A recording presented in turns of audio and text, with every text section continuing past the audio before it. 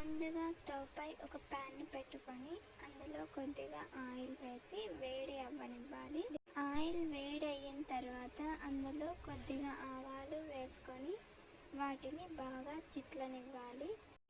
ఇలా ఆవాలు చిట్లిన తర్వాత ఇందులో ఒక పచ్చిమిర్చి ఘాటు పెట్టుకొని వేసుకోవాలి. పచ్చిమిర్చి వేగిన తర్వాత ఇందులో కొద్దిగా కరివేపాకును కూడా వేసి బాగా వేయించాలి. సిమ్లో పెట్టుకొని ఇలా వేయించాలి, కుంటే మాడిపోతుంది.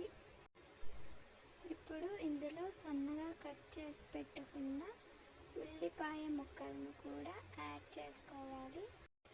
ఉల్లిపాయలు గోల్డెన్ బ్రౌన్ కలర్ వచ్చే వరకు బాగా వేయించుకోవాలి.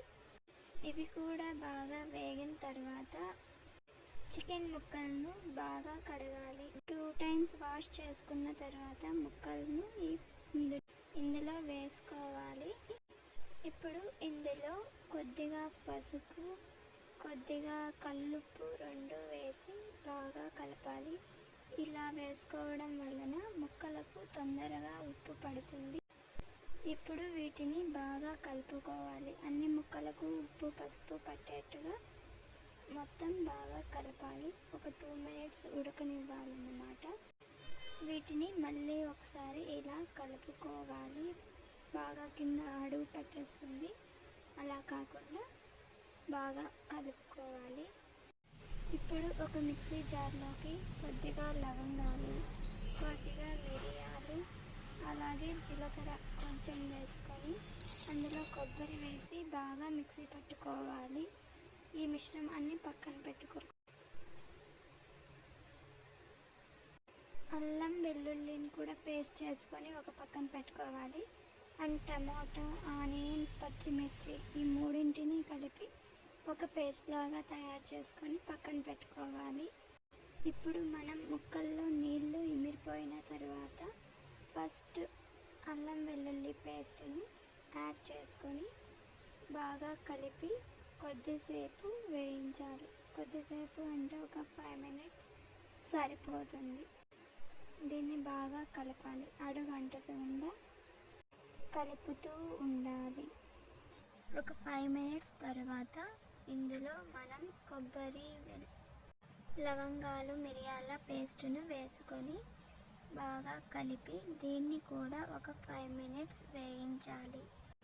తర్వాత ఇందులో టమోటా, పచ్చిమిర్చి, ఆనియన్ 3 కలిపి గ్రైండ్ చేసుకున్న పేస్ట్ని కూడా వేసుకొని బాగా కలిపి ఒక 5 minutes వరకు బాగా వేయించాలి. మూత పెట్టుకొని ఇందులో మనం ఇంట్లో తయారు చేసుకున్న గరం మసాలాను ఒక 1/2 స్పూన్ వేసుకోవాలి. కొద్దిగా కసూరి మేతిని ఇలా నలిపి బాగా వేసుకొని కలుపుకోవాలి. అడుగు పట్టేయకుండా స్లోగా కలుపుకోవాలి, లేదంటే ముక్కలు విరిగిపోతాయి. ఇందులో నేనైతే ఆచి గరం మసాలా వాడుతున్నాను.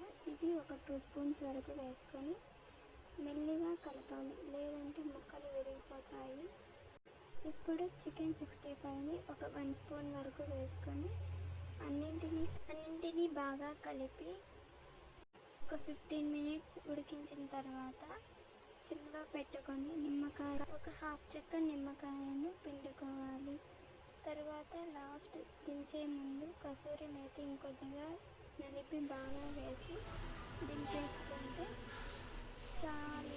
Chicken fry, tasty chicken fry ready. చూడండి, నా ప్లేట్ రెడీ అయిపోయింది.